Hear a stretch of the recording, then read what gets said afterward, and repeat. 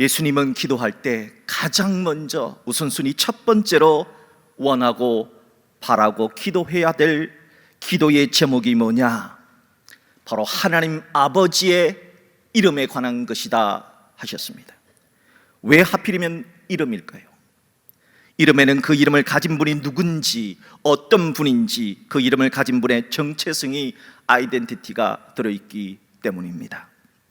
그래서 이름이 칭찬을 받으면 기분이 좋아지지요.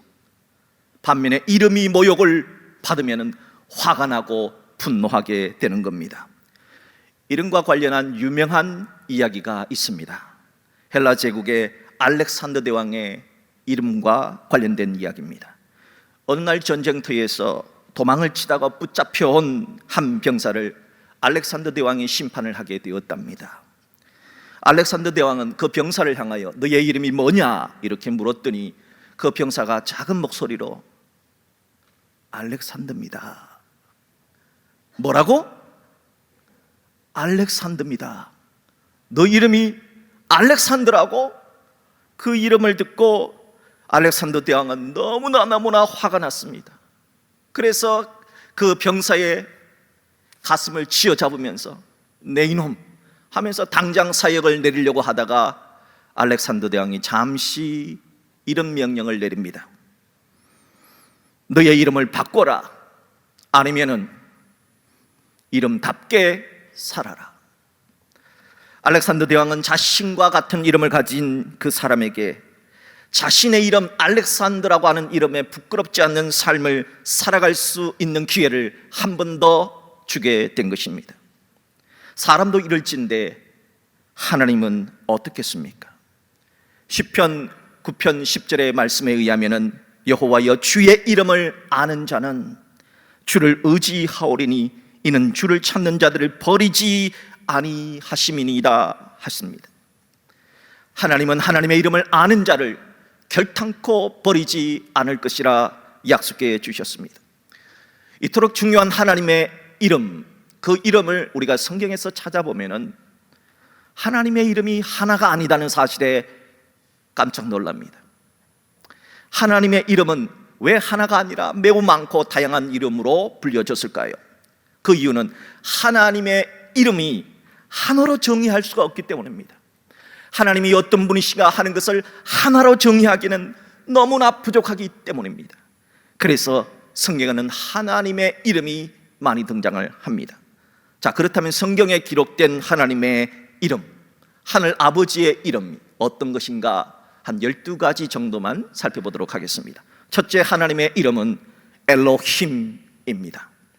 엘로힘은 창조주이신 하나님이다 하는 뜻을 가지고 있습니다. 창세기 1장 1절에서는 하나님께서는 천지를 창조하시는 하나님으로 그 이름을 엘로힘이라고 하셨습니다. 창세기 1장 26절에서도 인간을 창조하신 하나님을 엘로힘으로 기록했습니다. 그러므로 이 세상을 누가 창조했느냐? 이 세상을 창조하신 분이 누구냐? 그분의 이름은 바로 엘로힘, 바로 우리가 아버지라고 부르는 하나님이다 하는 것을 가르쳐 주신 것입니다. 둘째로 하나님의 이름은 엘로이입니다. 엘로이는 나를 보살펴 주시는 하나님이라는 뜻을 가지고 있습니다. 창세기 16장을 보게 되면 아브라함의 아내 사라의 몸종이었던 애굽 여인 하갈이 사라의 요청으로 아브라함의 아들을 낳게 됩니다. 아들을 낳게 되자 하갈은 여주인 사라를 무시하고 멸시해 버립니다. 이 일로 인하여서 사라가 걱정과 근심의 눈물을 흘립니다. 아브라함은 곤란했습니다. 이 일을 어찌 처리할까 하나님이 물었을 때 하나님은 애굽 여인 하갈을 내쫓아라 하십니다. 하나님의 명령에 의해서 애굽 여인 하갈은 벌을 받고 광야로 쫓겨나게 됩니다. 하갈이 물 없는 광야에서 목이 말라 죽어가고 있었습니다. 그때 하나님이 나타나셔서 샘물을 터뜨려 주셔서 이 죽어가는 여인 하갈을 살려주셨습니다. 그때 애굽 여인 하갈은 하나님은 나같이 천한 여인도 보살펴 주시는구나, 나를 살펴주시는 하나님이라 생각하며 하나님의 이름을 엘로이라고, 하나님은 나를 보살펴 주시는 하나님이라 불렀던 겁니다. 사랑하는 여러분, 하나님은 우리들을 보살펴 주시는 엘로이의 하나님이란 것 기억하라는 것입니다. 셋째로 하나님의 이름은 엘샤다이입니다. 엘샤다이란 전능한 하나님이다 하는 뜻을 가지고 있습니다. 창세기 17장에서 하나님은 아브라함에게 나타나셔서 나는 전능한 하나님이라 말씀하셨습니다. 하나님은 능치 못할 일이 하나도 없다는 겁니다. 우리가 믿는 하나님은 능치 못할 일이 하나도 없는 엘샤다이의 하나님이십니다. 넷째로 하나님의 이름은 여호와 이레입니다. 여호와 이레는 하나님이 나를 위해 대신 준비해 주신다, 나 대신 준비해 주신다 하는 뜻을 가지고 있습니다. 창세기 22장에는 하나님께서 구약시대에 예수 그리스도의 십자가의 상징을 드러내시려고 하나님께서 이삭 대신 번제할, 예수님을 상징한 번제할 어린 순양을 하나님이 준비해 주십니다. 아브라함은 하나님의 준비해 주신 그 어린 순양을 하나님께 번제로 드리면서 하나님은 하나님의 자녀들에게 꼭 필요한 것이 있으면 미리 나 대신 준비해 주시는구나 하면서 하나님의 이름을 여호와 이레라 불렀던 겁니다. 사랑하는 여러분, 우리에게 꼭 필요한 것이 있다면 하나님이 반드시 준비해 주시는 여호와 이레의 하나님이심을 믿으시기 바랍니다. 다섯째 하나님의 이름은 여호와 야훼입니다. 출애굽기 3장에 보면 모세가 하나님의 이름이 뭔가 묻습니다. 하나님, 제가 하나님의 이름을 뭐라고 불러야 됩니까? 라고 하자 출애굽기 3장 14절의 말씀을 보면은 하나님이 말씀하십니다. 에흐게 아셀 에흐게, 나는 스스로 있는 자니라. 그 뜻은 하나님은 인간의 머리로, 인간의 상상으로 만들어진 신이 아니라 하나님은 실제로 과거에도 있었고 현재도 있고 미래에도 계실 하나님이다 라는 뜻입니다. 그러면서 3장 16절에서 스스로 있는 자의 이름을 부를 때는 여호와라고, 야훼라고 부르라, 영원토록 기억하라 가르쳐 주셨습니다. 여호와라고 하는 이름을 가르쳐 주신 때가 언제냐? 출애굽을 앞두고 있던 때입니다. 그러므로 여호와 야훼라고 하는 이름은 억압과 고통과 죄와 죽음의 때에 우리를 해방시켜 주시는 하나님이다, 우리를 구원해 주시는 하나님이다 하는 의미를 담고 있습니다. 바라기는 하나님의 이름을 아버지로 부르는 여러분들이 하나님의 이름을 여호와로 부르며 기도할 때마다 우리가 억압과 죄와 고통에서 구원해 주시는 해방의 역사가 나타날 수 있기를 주의 이름으로 축복합니다. 여섯째 하나님의 이름은 아도나이입니다. 아도나이라고 하는 것은 나의 주님이라는 뜻입니다. 구약시대 성도들은 지금처럼 우리들이 하나님의 이름을 여호와, 야훼라고 부를 수가 없었습니다. 왜냐하면 십계명 가운데 제 세 번째 계명, 여호와의 이름을 망령되이 잊지 말라라고 하는 그 계명 때문에 눈으로는 읽어요, 여호와라고. 그런데 발음은 못하는 거예요. 그러니까 어떡합니까? 기도할 때 하나님의 이름을 발음을 하고 불러야 될 거 아닙니까? 그래서 하나님의 이름을 뭐라고 부를까 고민해서 나온 것이, 하나님은 우리들의 주인님이시니까 나의 주님 아도나이라고 하는 이름으로 불려지게 됐던 것입니다. 하나님은 우리들의 주인이 되신다는 뜻입니다. 일곱째 여호와의 이름은 여호와 라파입니다. 여호와 라파는 하나님은 너희의 치료자다 하는 뜻입니다. 출애굽기 14장 15장을 보게 되면은 하나님께서 너무 써서 마실 수 없는 마라의 쓴물을 마실 수 있는 단물로 바꿔주신 사건이 나옵니다. 이때 하나님은 너희들이 하나님이 명하신 계명을 잘 지키면 내가 너희들을 치료해 주겠다 말씀해 주셨습니다. 하나님은 여호와 라파, 치료해 주시는 하나님이다 하는 것입니다. 이 시간 여호와 라파, 치료자 되신 하나님께서 지금 병이 있는 사람, 지금 아픔이 있는 사람, 지금 병실에서, 요양원에서, 가정에서 있는 성도들의 병든 모든 육신을 치료해 주시기를 주의 이름으로 축복합니다. 여덟째 하나님의 이름은 여호와 니시입니다. 여호와 니시는 여호와는 나의 깃발이다, 여호와는 내가 승리할 수 있는 승리의 깃발을 날릴 수 있게 해주시는 분이다 하는 뜻입니다. 출애굽기 17장을 보게 되면 이스라엘이 아말렉으로부터 공격을 당합니다. 이 아말렉으로부터 공격을 당할 때, 전쟁이 일어났을 때 모세는 아주 희한한 체험을 하게 됩니다. 모세가 두 손을 들고 기도하니까 이스라엘이 이기고요, 모세가 힘이 들어서 두 손을 내렸더니 이스라엘이 지는 겁니다. 참 신기한 일이 일어났죠. 그래서 이 사건을 알게 된 모세는 하루 종일 두 손을 들고 기도하게 됩니다. 모세의 손이 내려오려고 하면은 아론과 훌을 옆에다 세워서 내려오지 못하도록 받쳐주는 일을 합니다. 이렇게 하여서 아말렉과의 전쟁에서 승리하게 됩니다. 모세는 바로 그 승리의 자리에서 단을 샀고 그 곳의 이름을 여호와 니시라고 불렀습니다. 하나님은 기도하는 자에게 승리의 깃발을 휘날게 하신다 하는 것입니다. 사랑하는 성도 여러분, 여러분이 기도하는 그곳에 여러분에게 승리의 깃발을 날리는 여호와 니시의 하나님의 역사가 있기를 주의 이름으로 축복합니다. 아홉 번째 하나님의 이름은 여호와 샬롬입니다. 여호와 샬롬은 여호와는 평강이시다, 평화이시다 하는 뜻입니다. 이 여호와 샬롬이라고 하는 것은 누가 우리에게 평강을 주느냐, 누가 우리에게 평화를 주느냐, 하나님이 주신다 하는 것입니다. 인간의 능력으로는 평화를 가져올 수 없다는 겁니다. 사랑하는 여러분, 우리가 여호와 샬롬의 이름으로 기도할 때 이 나라에 전 세계에 평화가 임할 수 있기를 주의 이름으로 축복합니다. 열 번째 하나님의 이름은 여호와 쳇바요트입니다. 여호와 쳇바요트라 하는 뜻은 만군의 여호와다 하는 뜻을 가지고 있습니다. 사무엘상 17장을 보면은 이 소년 다윗이 골리앗의 거인, 블레셋의 거인 골리앗 장군을 맞아서 싸움을 합니다. 그때 뭐라고 소년 다윗이 말하느냐, 이렇게 말합니다. 너는 칼과 창과 단창으로 내게 나오거니와 나는 만군의 여호와의 이름 여호와 쳇바요트의 이름으로 너에게 나아가노라 하면서 물맷돌을 돌리게 됩니다. 그래서 휙휙휙 물맷돌을 돌려서 탁 던지니까 그냥 한 방에 거인 골리앗이 죽게 됩니다. 다윗은 그때 여호와의 이름을 여호와 쳇바요트라고 불렀습니다.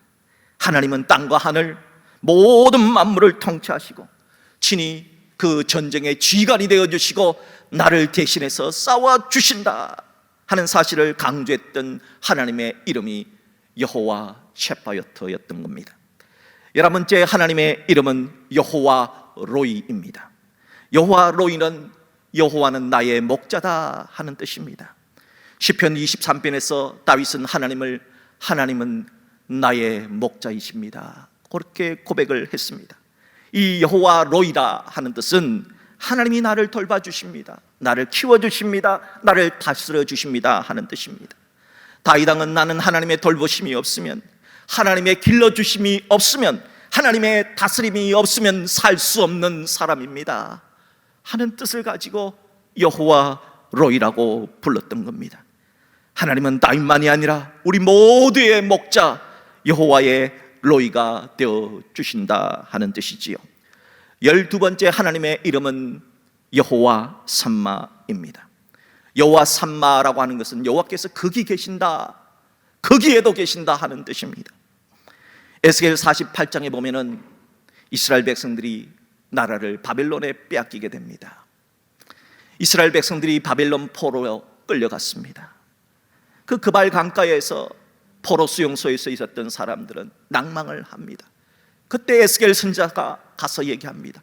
하나님은 예루살렘 성전에만 계신 것이 아니라 이곳에도, 포로 수용소에도 함께 계신다 하는 뜻으로 여호와 삼마라고 말했습니다. 하나님은 건강할 때만 우리의 하나님이 아니라, 부유할 때만 우리 하나님이 아니라, 슬픔과 고통 속에 있는 곳에서도 우리와 함께 하시는 여호와 삼마의 하나님이다 선포했던 겁니다. 그리고 우리를 나중에 천국을 상징하는 새 예루살렘 성, 그곳에서 계신다 하면서 여호와 삼마라고 말했던 겁니다. 자, 지금까지 12가지 이름, 하나님의 이름은 타의 추정을 불허할 만큼 하나님 스스로도, 누가 그렇게 불러주지 않으로 스스로도 충분히 거룩하신 분입니다.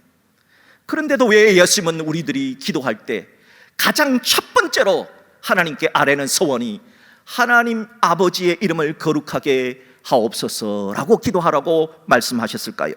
그 이유는 우리가 하나님의 아들이요 딸이기 때문입니다. 아버지의 이름에 걸맞게 살라는 겁니다. 그래서 지금까지 12가지 하나님의 이름에 담긴 하나님의 정체성을 훼손해서는 안 된다 하는 뜻입니다. 하나님의 정체성이 헛되게 만들지 말라는 뜻입니다. 아버지의 정체성에 맞게 살아야 한다 하는 뜻입니다. 그렇다면 문제는 우리들이 어떻게 사는 것이 아버지의 이름을 거룩하게 하는 것일까 하는 겁니다. 거룩이라고 하는 말은 구분된다 하는 뜻이거든요. 악인과는 다르게 살아야 된다는 겁니다. 악인과는 구별되게 살아야 한다는 것입니다. 이게 거룩이에요. 성기름 목사가 쓴 주기도문 산책이란 책에 이런 이야기가 나옵니다. 바닷가 어느 마을에 배를 훔치는 형제 도둑이 있었습니다. 형제 도둑. 그런데 두 형제가 배를 훔치다가 마을 사람들에게 잡힌 겁니다. 이 두 형제에 대한 처벌을 놓고 마을 회의가 열렸습니다. 그 배 주인은 화가 났습니다. 저 두 놈을 당장 목 매달아서 죽여야 된다, 극한 발언을 합니다. 다른 사람은 그래도 어떻게 그렇게 할 수가 있느냐고, 그냥 처음이니까 한번 봐주자고 하는 사람도 있습니다. 이 모든 이야기를 다 들었던 마을의 촌장님이 입을 열어 이렇게 말합니다. 설령 저들이 한 짓이 크고 무겁지만 그 목숨까지 빼앗을 자격은 우리에게는 없지 않습니까? 그렇다고 충고만 하고 돌려보내기는 그 죄가 너무 무거우니 도둑질을 했다는 표식을, 이 스티그마를 그 몸에 남기면 어떻겠어? 저 사람들이 지은 죄를 두고두고 그 표식을 보면서 반성하며 회개하며 살아갈 수 있도록 그렇게 표식을 남깁시다.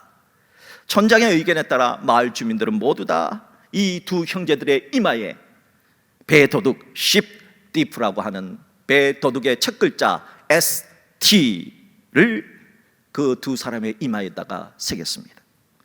동네 사람들은 두 형제의 이마에 새긴 두 글자 ST를 볼 때마다 저는 배도둑놈이야, 도둑놈이야 수근수근 했습니다.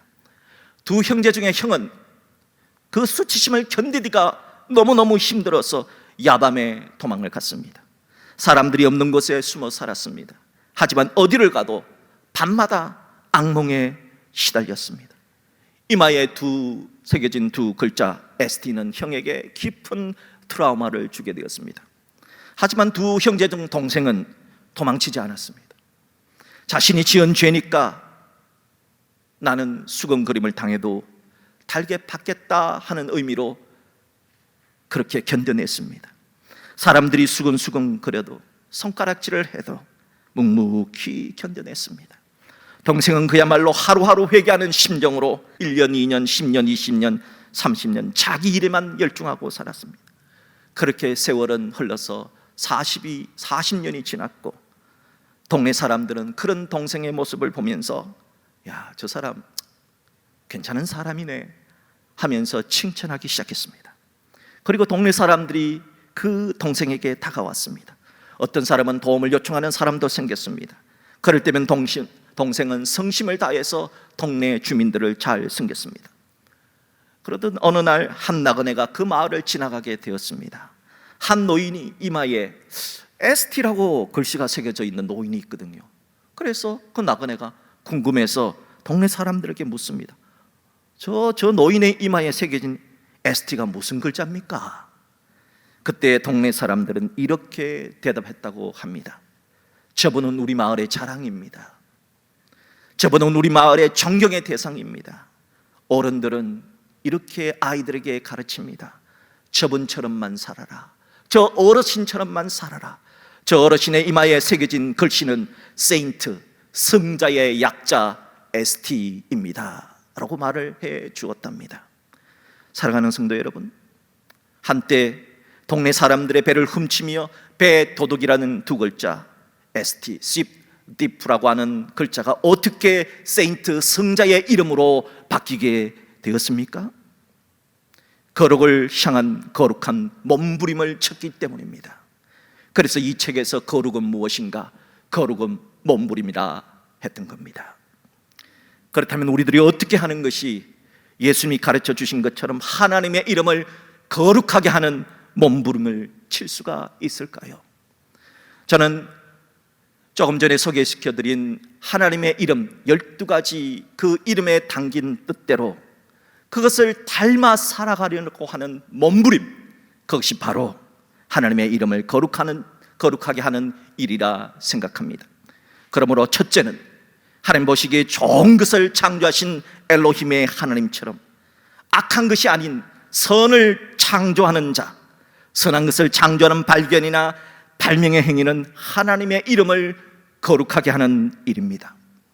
둘째로, 타는 목마름으로 죽어가는 하갈에게 샘물을 주어서 살펴주신 엘로히의 하나님처럼 죽어가는 자를 살펴주는 간호사역과 호스피스 사역은 하나님의 이름을 거룩하게 하는 일입니다.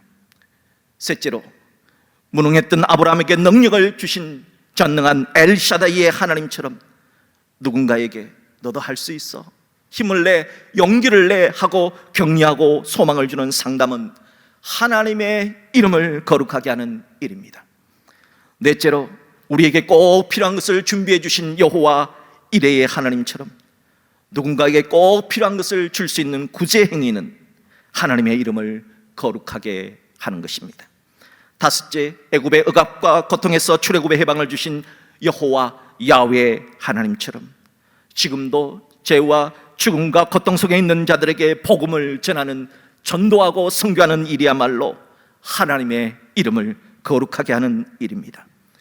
여섯째, 나의 주님이라는 뜻을 가진 아도나이의 하나님처럼 사람이 아니라 하나님을 주님으로 섬기는 자로 살아야 합니다. 그래서 사람이 하나님의 자리를 빼앗고 하나님 노릇하는 노예 제도, 이단 사이비를 예방하고 없애는 노력은 하나님의 이름을 거룩하게 하는 일이 될 수 있습니다. 일곱째, 치료하시는 여호와 라파의 하나님처럼 병든 자를 치료해 주는 의사와 약사의 사역은 하나님의 이름을 거룩하게 하는 일입니다.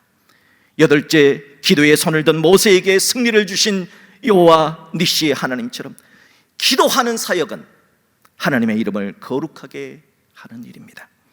아홉째, 겁쟁이 기도원에게 평화를 주신 여호와 샬롬의 하나님처럼 분열을 일으키는 트러블 메이커가 아니라 분열을 평화롭게 만드는 피스메이커 사역은 하나님의 이름을 거룩하게 하는 일입니다. 열 번째, 다윗이 적장 골리앗을 물리칠 수 있도록 지휘해 주시고 사와주신 여호와 쳇바요테의 하나님처럼 지금 영적 전쟁을 하는 수많은 사람들을 위해서 하나님께서 그 전쟁을 지휘해 주시고 사와주시기를 빌어주는 중보 기도의 사역은 하나님의 이름을 거룩하게 하는 일입니다. 11번째, 다윗을 돌봐주시고 다윗을 길러주신 나의 목자 되신 여호와 로이의 하나님처럼 누군가를 돌봐주는 일, 누군가를 길러주는 일, 누군가를 스폰서해주고 후원해주는 일은 하나님의 이름을 거룩하게 하는 일입니다. 마지막 12번째, 하나님을 아버지라 부르는 자녀들이 있는 곳이면 그곳이 어디든 찾아가서 함께 해주시는 여호와 삼마의 하나님처럼 성도들이 있는 곳에 찾아가서 함께 해주는 긍휼의 사역은 하나님의 이름을 거룩하게 하는 일입니다. 우리들은 이 12가지 행동으로 하나님의 이름을 거룩하게 할 수 있습니다. 아니, 이 12가지 그 위에도 더 많은 선한 행동으로 하나님의 자녀라 불리기에 부족함이 없이 하나님의 이름을 거룩하게 할 수 있습니다. 바라기는 예수님이 가르쳐 주신 주님의 첫 번째 소원처럼 우리 모두가 하나님의 이름에 담긴 뜻처럼 하나님의 이름을 거룩하게 하는 이 시대에 살아있는 전도지로 또 한 주간 살아내는 우리 모두가 될 수 있기를 주의 이름으로 축복합니다.